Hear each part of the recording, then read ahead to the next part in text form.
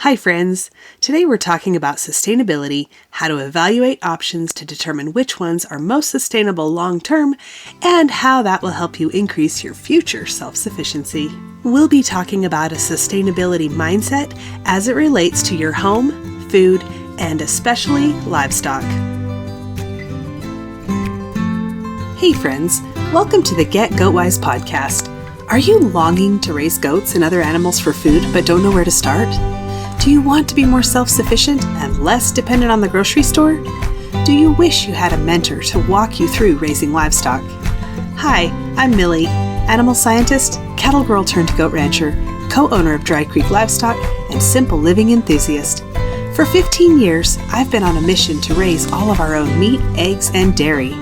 Here, we'll talk about raising goats and other homestead livestock, how to create sustainable animal management systems that actually work, and a bit of off-grid life with kids and livestock.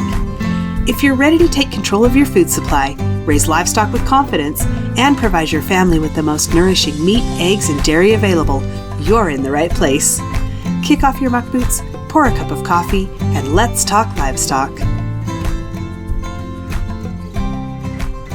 Hey friend, do you want to hang out with like-minded folks who are also interested in raising their own livestock and seeking self-sufficiency? Inside the free Raising Goats and Homestead Livestock community, you'll get tips on raising goats and other livestock and ideas to increase your self-sufficiency. Join now at bit.ly/getgoatwisecommunity. You can also become an insider and get weekly emails from me with the latest podcast episode, tips on raising goats and other livestock, real-life information about self-sufficiency and living off-grid, and early bird access to special offers. Sign up at bit.ly/getgoatwiseinsider. Before we get started on today's topic, I want to read a review titled, Great Source of Inspiration. I am not new to goats, but I am always looking for ways to better manage my small herd. I like hearing from someone who does herd management on a larger scale with real-life issues. Keep up the good work. Thanks. If you'd like to leave a review on Apple Podcasts, scroll down to Ratings and Reviews, click on the purple words, Write a Review, then give me stars and tell me what you think. I'd love to hear from you, and you might just hear me share your review on the podcast. Here's what's happening on the ranch. The does and kids are about finished grazing in town. They're looking good, and we're going to push them a little bit to make sure they graze it tight for irrigating next spring. I expect we'll be bringing them home in the next couple days. Once we get them here, we'll sort off buck prospects and wean them before they breed anything, and then we'll band the rest of the buck kids. The rest of our time for the next couple weeks will be working on a building project, and I'll put more about that in my Instagram stories. The days are getting shorter, and we've had frost the last few mornings. I can feel the shift into fall, and I'm okay with that. I love having seasons. By the end of summer, we're tired. Really tired. Long days, little sleep, hard work tired. I'm going to have to dig really deep to find the energy and ambition to work on this building project. But winter is coming, and then we'll rest a bit, or at least the work will shift to less physical and more mental as we make plans for the next year, work on our business and marketing, and set goals. As I started thinking about goal setting for this year, a common theme kept coming up, and I wanted to talk about that today. Sustainability. As we've grown and shifted in our business and way of thinking, I've learned to view everything through the lens of sustainability. Now, that's a big topic, but we'll tighten it down a bit for today's discussion. We've been working towards self-sufficiency for a lot of years, but before that was even an option, I looked at everything in our daily life and home and asked, what if I couldn't get this anymore? What if the company quit making it, the store stopped selling it, or we had a bigger nationwide or worldwide problem that made lots of things unavailable? How can I function without this? This applied to food, cleaning supplies, clothing, utilities, conveniences, and pretty much everything we used on a daily basis. One of the first things I really considered was soap. Dish soap, laundry soap, bath soap, shampoo, we use a lot of soap. What would happen if we couldn't get it? Stockpiling a year's supply of anything that's shelf-stable is not a bad idea, but what about longer term? I had made soap with my grandma back in the 1980s, but I had never done it myself, and I wasn't sure about the lye, so I held off on that option. I started mixing up our own laundry soap and then dish detergent for the dishwasher using common, easy-to-store ingredients, and that worked pretty good. Several years later, when I first started milking goats, someone recommended I try making goat milk soap. I thought about it for quite a while and then decided to dive into researching the soap-making process. I talked to my grandma, who was 97 at the time, and she encouraged me to go for it. It seemed a lot safer and easier than I remembered, so I went ahead and made a batch of laundry soap, just like Grandma and I had made 3 decades ago. After that, I was hooked.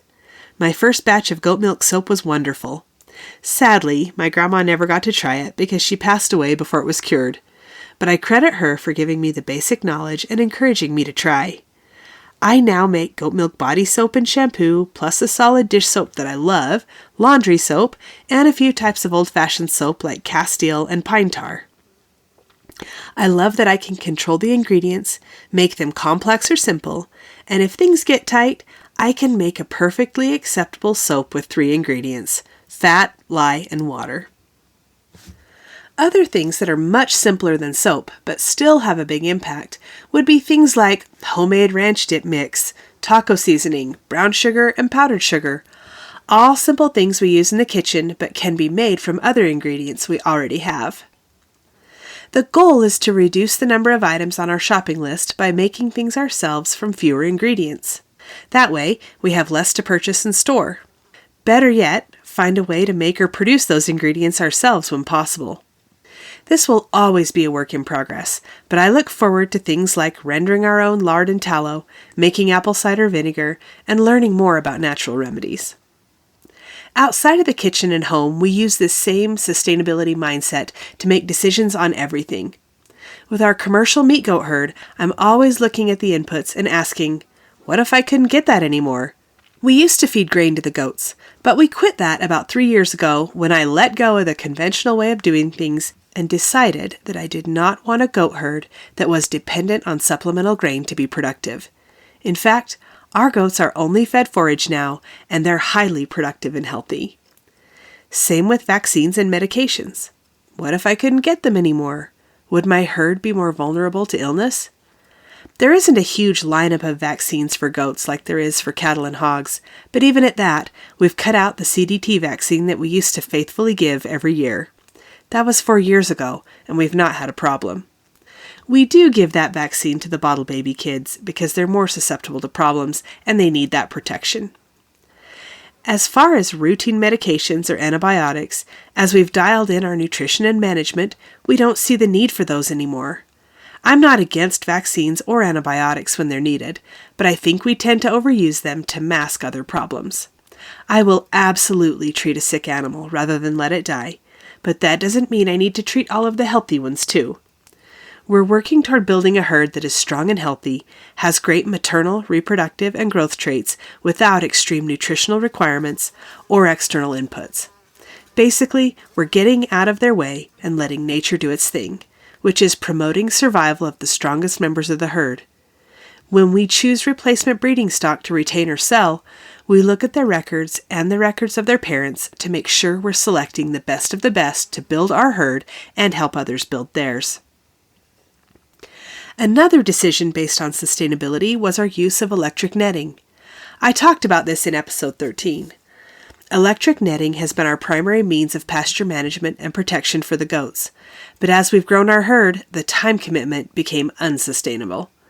We'll still be using electric netting, but we've started investing in goat-proof perimeter fencing so that we have some flexibility with all of that. As we look at our marketing and selling our goats, we have a lot of options. The demand for meat goats is huge, but from a sustainability standpoint, I think that taking the harder road in marketing is going to be more sustainable long term. And that hard road is direct marketing to the consumer. I think every bit of time and effort we put into developing a local or near local market for our meat goats will be worth it. If transport gets more expensive, if markets get more restricted due to government requirements, we'll be ahead if we have nurtured a local market for our livestock. And it just makes sense, though I know it's going to be challenging. One last thing I want to mention, and maybe this will end up being an episode all on its own, but if you're new to livestock and interested in sustainability, efficiency, and creating a self-sufficient lifestyle, before you purchase any animals, you need to understand your environment and match your animals to the resources and climate of your environment. If your livestock are misfits in your environment, it'll be near impossible to get sustainable and self-sufficient because your external inputs won't be optional. They'll be required to keep your animals productive and in good health. If you'd like me to do a deep dive into matching livestock to resources, let me know and I'd be happy to do that. I hope this helps you evaluate your decisions in the view of sustainability to improve your self-sufficiency. If you have more questions about this or want to discuss anything in particular, come on over to the free community at bit.ly/getgoatwisecommunity. I hope to see you in there. Hey there, thanks for listening today. I'm so glad you're here. If this episode helped you or encouraged you in some way, share the link with your homesteading friends. And if you really want to help me out, click on over to Apple Podcasts and leave a rating and a review. You can connect with me on Instagram or email linked in the show notes, and meet me back here soon for more Get Goat Wise.